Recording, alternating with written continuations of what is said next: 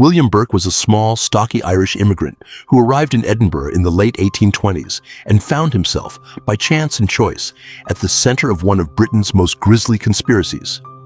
This is the true life story of how two ordinary men turned a hungry medical market into a killing spree that would terrify a city, scandalize its anatomists, and change the law.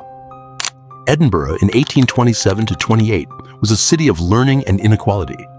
Its anatomy schools were world-renowned, but the supply of legally available corpses was vanishingly small. Only executed criminals could be dissected. That shortage fed a shadow economy of resurrectionists, body snatchers who stole fresh corpses for surgeons. Into that market stepped William Burke and his partner in crime, William Hare, a charismatic lodger housekeeper who knew where the vulnerable lived. The pair began by selling bodies of the recently dead, but money was tight, and opportunities presented themselves in the cramped tenements off the Westport. Instead of stealing the dead, they started delivering the living. Their method was grotesquely efficient. Invite an unwary lodger to Hare's room, ply them with drink until they were helpless, then compress the chest and throat until life ebbed away. The technique preserved the corpse intact for dissection, no broken bones, no telltale marks, and it became notorious as burking.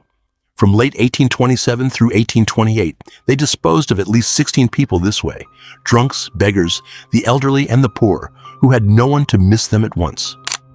The buyer was a respected figure in Edinburgh's medical community, anatomist Robert Knox, who taught at a private anatomy school and purchased bodies from vendors without asking awkward questions. Knox later insisted he had no reason to suspect murder. The crowd that built around his lecture room after the scandal suggested otherwise.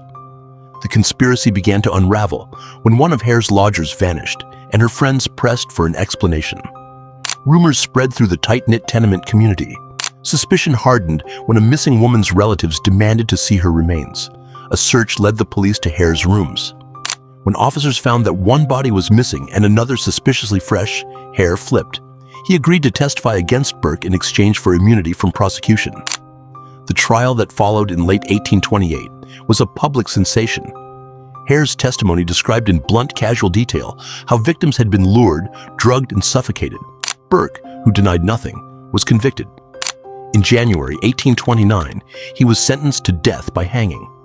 The execution drew an enormous crowd. Afterwards, Burke's body was handed over for public dissection, a final macabre punctuation that the law permitted and the public demanded.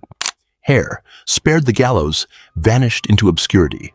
Different accounts place him in England, Ireland, or abroad. Knox's reputation, though he was never charged with a crime, was irreparably damaged. The outrage rippled beyond Edinburgh. The idea that science could create a market that incentivized murder provoked national debate about how anatomists obtained corpses and what protection society owed its poorest members. The legal and moral fallout led to legislation. In 1832, Parliament passed the Anatomy Act, which expanded the sources of bodies for dissection to unclaimed corpses in hospitals and workhouses, aiming to dry up the illicit trade that had encouraged resurrectionists and, horrifyingly, murderers.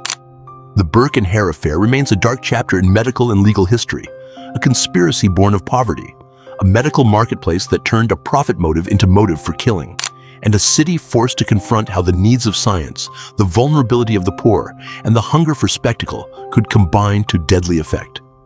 The word burking entered the language as a cautionary epitaph to that century's anxieties, an ugly reminder that when systems fail the vulnerable, conspiracies can flourish in the shadows.